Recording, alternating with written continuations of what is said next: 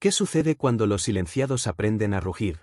Cuando los encadenados, los golpeados, los sin voz, se levantan no solo para resistir, sino también para contraatacar. ¿Puede el amor, frágil y prohibido, respirar bajo el peso aplastante de la crueldad?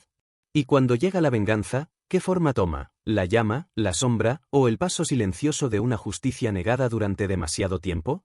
En el corazón del sur de los Estados Unidos, en una tierra construida sobre los huesos de los esclavos y el orgullo de los amos, una mujer fue devorada por el sufrimiento.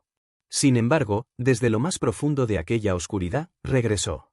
No rota, sino encendida, con el fuego ardiendo en sus manos. Esto no es simplemente un relato de crueldad. Es una memoria transmitida en susurros, un ajuste de cuentas enterrado en la tierra, una historia que los poderosos intentaron borrar. El año era 1853. El sol del verano ardía sin piedad sobre el condado de Wilkinson, en Mississippi. Día tras día, la tierra se resquebrajaba bajo su furia, seca como un pergamino antiguo. Y en medio de aquellos interminables campos de algodón y magnolias, se alzaba la plantación Bogart. Majestuosa. Orgullosa. Un monumento a la riqueza por fuera, pero por dentro carcomida por la podredumbre. Era un reino de silencio, donde las conversaciones se susurraban y las vidas se decidían en murmullos. Y dentro de ese reino vivía una joven cuyo verdadero nombre era Amara. Para quienes decían poseerla, ella no tenía nombre. Era solamente la muchacha de la casa. Un par de manos delicadas, una cabeza inclinada, un cuerpo tratado como propiedad. Pero en su corazón, ella se aferraba a su verdadero nombre, Amara. Fue el último regalo de su madre, murmurándolo en canciones de cuna mientras peinaba los rizos de su hija a la luz temblorosa de una vela, antes de que la fiebre se la llevara. Ese nombre era como una daga que Amara guardaba en secreto, afilada, oculta, y solamente suya. Desde niña, Amara había sido entrenada para servir en la casa, moldeada en un silencio perfecto. Se movía como humo entre las habitaciones, presente pero invisible. Su postura era impecable, su francés preciso, sus modales refinados. Era todo lo que un amo como Silas Bogart valoraba. Y él la valoraba demasiado. Hablaba con la arrogancia de un hombre que se creía elegido por Dios, y castigaba con la crueldad de quien pensaba ser la mano derecha del diablo. Elogiaba su obediencia, presumía de su destreza, y cuando nadie miraba, sus ojos se quedaban demasiado tiempo fijos en ella. Su esposa, Eleanor, era una sombra deslizándose por su propio hogar. Alguna vez celebrada como la Bella de Savannah, había sido entregada en matrimonio a Silas para salvar las arruinadas fortunas de su familia. Ahora vagaba envuelta en sedas pálidas, con las manos temblorosas y la mirada perdida. Era un fantasma de sí misma, exiliada no por la muerte, sino por la vida. Fue en las horas del crepúsculo, después de que las pesadas botas de Silas subían la escalera y la casa caía en un inquietante silencio, cuando Eleanor buscaba a Amara. A veces le pedía que tocara música, notas suaves y temblorosas en el piano desafinado. Otras veces, simplemente quería hablar. No como ama a sirvienta, sino como un alma solitaria a otra. Preguntaba a Amara por sus sueños, por el sabor de la comida de su madre, por las visiones que le llegaban en el sueño. Y aunque Amara siempre respondía con cautela, midiendo cada palabra, algo no dicho comenzó a crecer entre ellas. No era declarado, no era definido. ¿Afecto, tal vez? ¿Reconocimiento? ¿Hambre? Todo empezó con un roce de dedos, Eleanor apartando un rizo de la mejilla de Amara, con una caricia que duraba demasiado. Luego vino una confesión susurrada, su miedo hacia su esposo, su vacío desde la infancia, su envidia hacia la fuerza de Amara, confundiendo su silencio con paz. Amara no respondió. Su rostro permaneció inmóvil como la piedra, pero dentro de su pecho, algo despertó temblando. No era amor. No. Era algo mucho más peligroso. Un lazo nacido del sufrimiento compartido, agudo e indescriptible. Robaban momentos como si fueran delitos. Una risa sofocada en la cocina. Una mirada que duraba demasiado en el pasillo. Una mano que se demoraba sobre una muñeca. Incluso la casa parecía contener el aliento, como si también percibiera lo que estaba por llegar. Porque en un lugar construido sobre secretos, nada permanecía oculto para siempre. Las paredes tenían oídos. Y Silas Bogart, cuyos instintos para detectar la vergüenza y la debilidad eran tan agudos como el olfato de un sabueso, comenzó a notar la manera en que la mirada de Eleanor se quedaba demasiado tiempo sobre su criada. El leve temblor en las manos de Amara al servir el té. Él lo veía. Lo medía. Y en el mundo de Silas, toda sospecha siempre conducía al castigo. Una noche sofocante, mientras las cigarras gritaban en los árboles y la luna trazaba cicatrices plateadas sobre los campos, algo cambió. Fue como si un hilo profundo dentro de la casa se hubiera roto. Amara lo sintió, aunque no supiera nombrarlo. Solo sabía que algo se había quebrado, y nada volvería a ser igual. Por la mañana, la casa de los Bogart se percibía más fría. No en el aire, sino en el espíritu. Los sirvientes se movían con mayor cuidado, los susurros se desvanecían. Y las paredes, antes indiferentes, ahora parecían inclinarse, escuchando con atención. El frío que se filtraba en aquella casa no era de temperatura, sino de espíritu. Los muros, otrora mudos, se inclinaban como si quisieran espiar. Los pasos de los criados eran más suaves, sus voces más apagadas, porque algo invisible se había alterado. Algo sutil, pero irreversible. Silas Bogart no gritaba ni estallaba. Esa no era su forma. El control era su religión, la paciencia su arma. Prefería esperar, observar, tejer castigos tan precisos que no solo aplastaban la carne, sino también la dignidad. Así que dejó que el silencio se estirara entre su esposa y la criada, fino y frágil, listo para romperse al menor contacto. Eleanor trataba desesperadamente de mantener las apariencias. Retomaba sus lecturas en el salón, llamaba a Amara únicamente cuando era necesario, evitaba miradas, evitaba roces. Pero la contención era un idioma que nunca había aprendido. Eleanor había pasado toda su vida siendo propiedad de alguien más, poseída en silencio, sofocada en obediencia. Callarse de nuevo ahora le resultaba igual que ahogarse. Sus cartas a amigas quedaban inconclusas. Sus manos temblaban al intentar coser. Las noches se fundían con las mañanas sin descanso, sin consuelo, solo con la punzante ausencia. Sin Amara cerca, sentía cómo se deshacía, pedazo a pedazo. Amara, entretanto, volvió a ser una sombra. Hablaba solo cuando le hablaban. Se movía sin ruido, sin presencia, dominando el arte de la invisibilidad. Pero bajo aquella calma practicada, el miedo le roía las costillas. Sentía la mirada de Silas acechando en los pasillos. Escuchaba sus botas recorriendo el corredor frente a sus aposentos, mucho después de que la casa había caído en silencio. Algo se avecinaba. Lo sentía. Simplemente no sabía cuándo. El golpe llegó sin aviso. Un momento estaba puliendo cubiertos en el comedor, al siguiente, era arrojada al ardiente sol de los campos, con una azada empujada entre sus manos. Sin explicaciones. Sin despedidas. Solo destierro. Los campos eran otro tipo de tormento. Los sirvientes de casa rara vez sobrevivían allí, no estaban hechos para ese trabajo. Y ese, por supuesto, era el objetivo. El capataz, Cray, se encargaba de que el sufrimiento fuera absoluto. Sus labios agrietados se retorcían en sonrisas crueles mientras su látigo dibujaba obediencia en la piel. Sus ojos eran muertos, su voz helada, pero su poder era despiadado. Amara, despojada de su identidad y de su lugar, se convirtió en un cuerpo más entre decenas. Su piel se ampollaba bajo el sol inclemente. Sus músculos se desgarraban. Sus manos sangraban. Y aún así, no se quebraba. Pero la noche no traía descanso. Cray había escuchado los rumores, la muchacha de la casa que había compartido horas silenciosas y secretos con la señora. Para él, eso la convertía en presa. Venía con frecuencia, a veces solo, a veces acompañado. Sus visitas dejaban moretones donde nadie podía ver, y heridas más profundas que la carne. Le robaban el aliento, el sueño, la paz. Y aún así, Amara resistía. No porque lo aceptara, sino porque el silencio era la única arma que le quedaba. Mientras tanto, en la casa, Eleanor se deshacía por completo. Los días se alargaban sin noticias de Amara. Cuando preguntaba, los criados apartaban la mirada. Cuando insistía, Silas sonreía con crueldad y respondía únicamente, «Está aprendiendo cuál es su lugar». Eleanor dejó de comer. Su voz desapareció. Descalza, recorría los pasillos por la noche, susurrando el nombre de Amara como una oración, como un conjuro, como si al pronunciarlo pudiera traerla de vuelta. La noche en que ella murió, los cielos lloraron. La lluvia azotaba contra las ventanas, ahogando el mundo exterior. Más tarde, los sirvientes susurraron que habían escuchado sus gritos resonando tras la puerta cerrada con llave, pero ninguno se atrevió a entrar. Y entonces llegó el silencio. Al amanecer, todo estaba quieto. El médico declaró que había sido tifus. El entierro fue rápido, silencioso, sin ceremonia.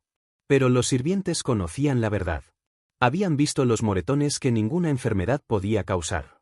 Habían visto la tormenta hervir en los ojos de Silas, esperando una excusa para desatarse.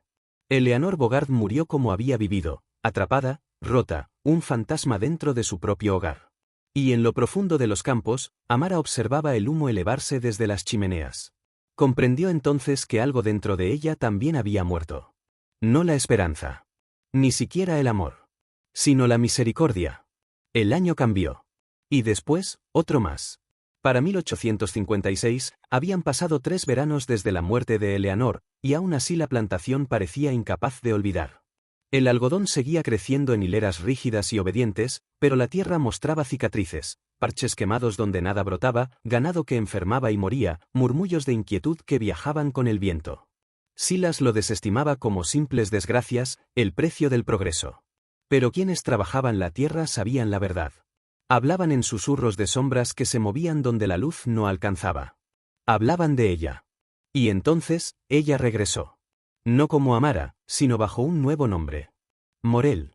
Llegó a través de una casa de subastas en Nueva Orleans, con papeles falsificados y un origen cubierto de sombras.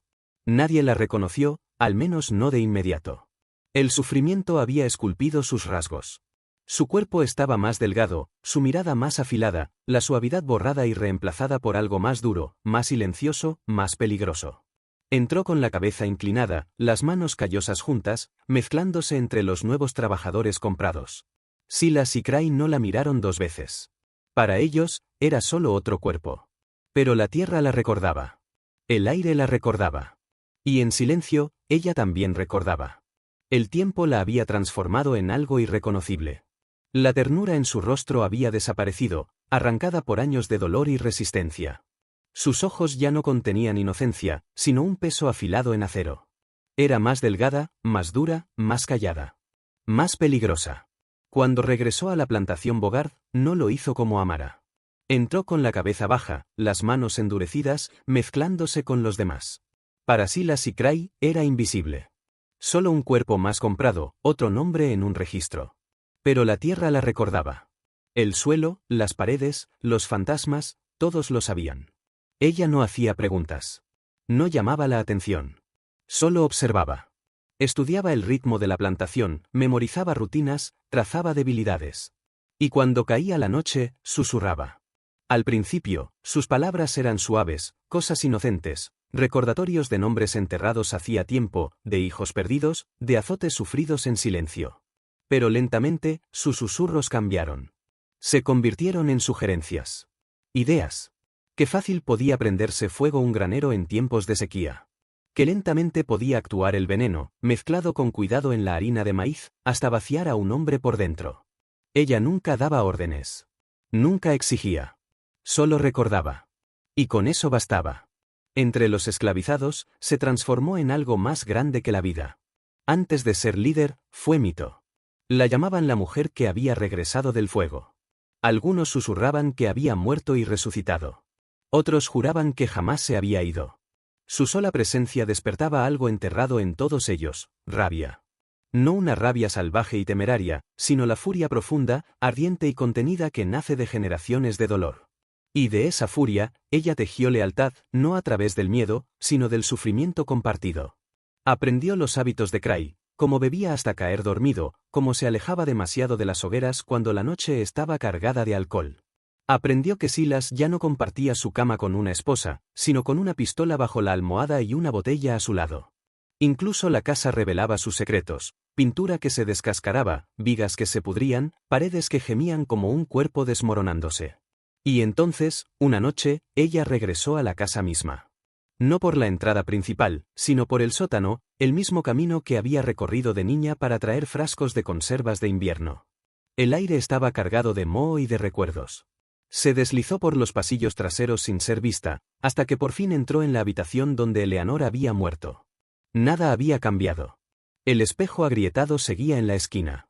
El tenue perfume de lavanda flotaba como un fantasma. Era como si la propia Eleanor siguiera llorando en las sombras. Morel se arrodilló y abrió el tablón del suelo bajo la cama. De la oscuridad levantó el objeto que había escondido años atrás, un pequeño relicario de plata, ennegrecido por el tiempo, que contenía el único retrato que alguna vez se tomó de Eleanor. Lo sostuvo con firmeza en su palma. No era duelo. No era nostalgia. Era una despedida. El último vestigio de la mujer que había sido, la última parte de sí misma que quedaba por arder. Después de esa noche, la hacienda comenzó a desmoronarse con mayor rapidez. Las herramientas desaparecían. El ganado aparecía muerto en sus establos. Un jornalero desapareció, y luego fue hallado colgado de un árbol junto al cobertizo del capataz, con una máscara tosca tallada en corteza clavada en el pecho. Cray lo reportó como suicidio, pero sus manos temblaban mientras escribía las palabras. Silas comenzó a sospechar, aunque no podía nombrar lo que lo atormentaba. Algo se le escurría entre los dedos, sin importar cuán fuerte apretara su puño.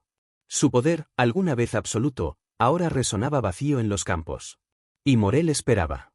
No aguardaba el momento correcto. No aguardaba justicia. Esperaba el fin del silencio. Entonces llegó la primavera, cubierta de perfumes para ocultar el hedor de la podredumbre. En marzo de 1857, Silas Bogart anunció un gran baile. Lo llamó una celebración de la resiliencia sureña. La lista de invitados brillaba con hacendados, comerciantes y políticos leales a la causa. Carruajes llegarían desde 3 condados. Músicos fueron contratados en Nueva Orleans. Los vestidos fueron cosidos, los candelabros pedidos por cientos. La plantación Bogart debía resplandecer con esplendor falso, aunque solo fuera por una noche.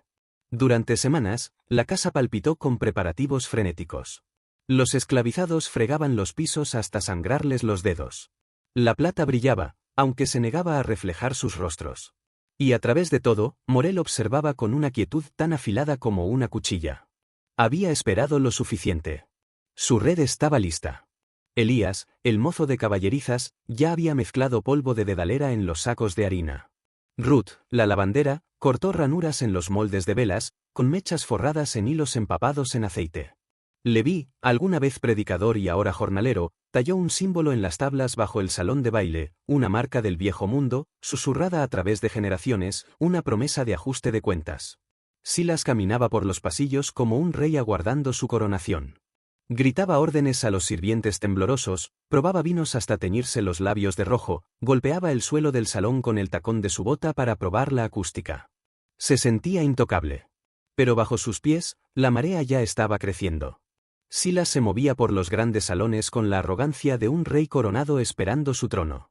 Ladraba órdenes a los criados, probaba vinos hasta que sus labios se manchaban, golpeaba el suelo del salón de baile para escuchar el eco.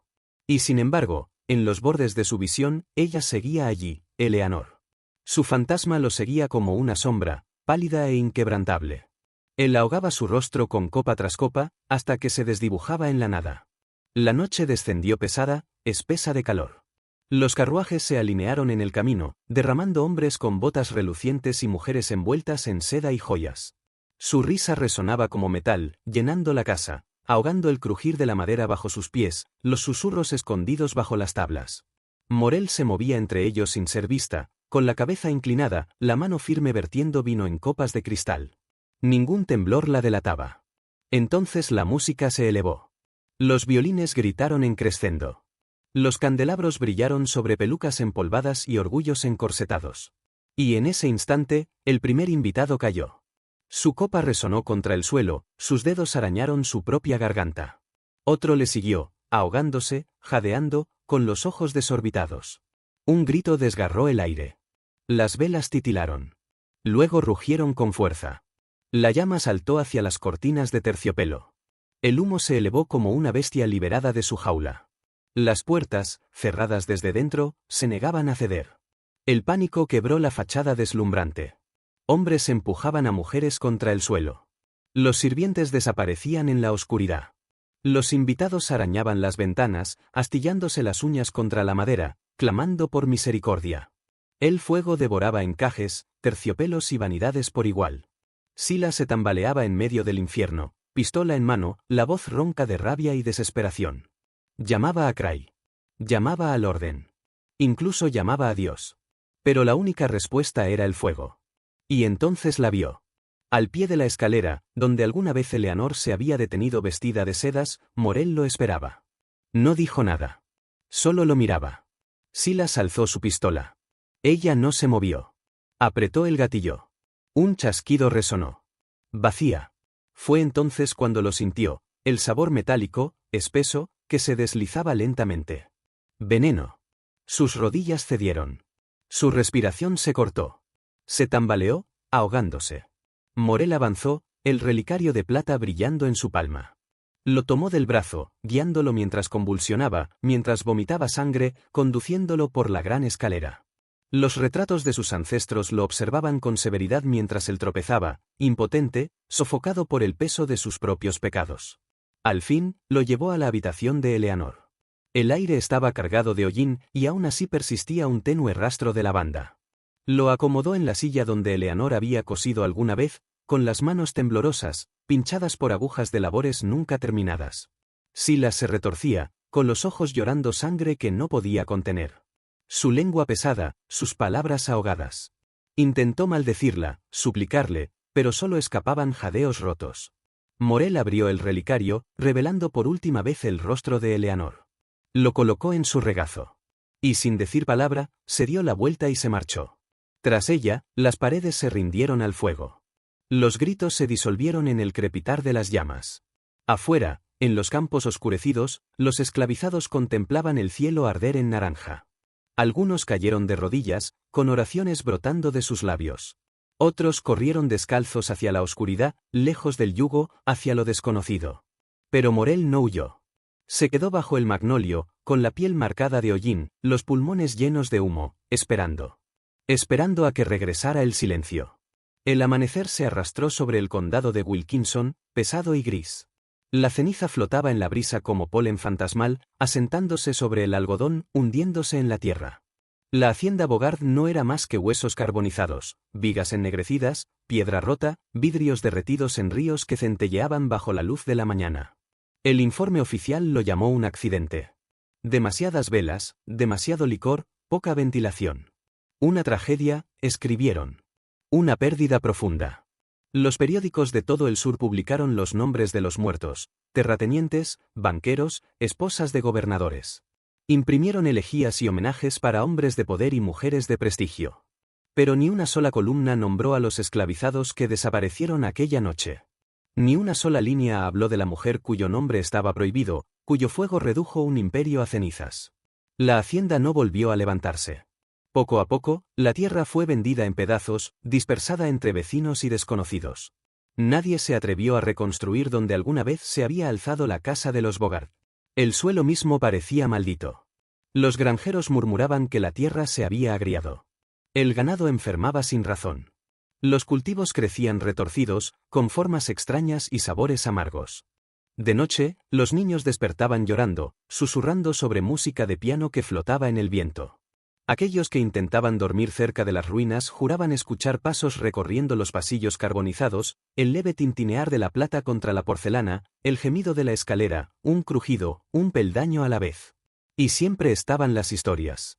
Que ella había salido del fuego intacta.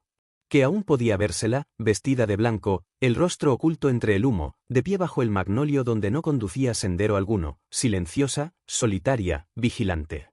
Los viajeros que cruzaban Wilkinson reducían la marcha de sus carruajes al acercarse a la arboleda. Algunos se persignaban y rezaban. Otros daban media vuelta. En Nueva Orleans, los susurros dibujaban otra imagen. Una mujer, de mirada afilada y voz callada, trabajando en una pequeña escuela para niñas de color, enseñando francés y música en tonos apagados. Otros juraban haberla visto abordar un barco con rumbo a Haití, o viajando hacia el norte con un hombre libre, desvaneciéndose en las colinas nevadas de Ohio. Pero para aquellos que habían huido aquella noche, los hombres, mujeres y niños que se dispersaron en pantanos, bosques y pueblos lejanos, la historia no cambió jamás. No pronunciaban su nombre, no por miedo, sino por reverencia. No había sido un fantasma, decían. Había sido algo mucho mayor. Un ajuste de cuentas. Leví, el predicador que alguna vez dobló la espalda en esos mismos campos, contaba luego a sus nietos que la justicia no siempre llega con fanfarrias y trompetas. A veces llega en silencio. En susurros. En el eco de pasos. En el humo. Que, a veces, Dios mismo se envuelve en fuego y camina descalzo a través de los pecados de los hombres. Los años se desenrollaron. La guerra civil se extendió como fiebre por todo el sur, quemando y desangrando todo a su paso. La libertad se firmó en las leyes, pero la tinta aún no había penetrado en la tierra. El nombre Bogard, alguna vez cargado de orgullo, se desvaneció en polvo. Su riqueza se disolvió, su poder fue olvidado. Y aún así, en ciertos rincones de Mississippi, donde las magnolias florecen densas y pesadas, y el aire todavía lleva el tenue olor de algo quemado hace mucho, la historia persiste. Los niños se reúnen cerca de las ruinas, desafiándose en voces apagadas. Rodean el árbol ennegrecido, cantando suavemente, sin atreverse a gritar. Ella regresó. Ella no se inclinó. Ella espera bajo el árbol. Si mientes, si hieres, ella vendrá y te liberará. Y cuando el canto se apaga, cuando el silencio cae pesado y denso, el viento a veces arrastra un sonido. Una sola nota de piano, flotando, inacabada, irresuelta. Una melodía dejada atrás, nunca del todo ausente.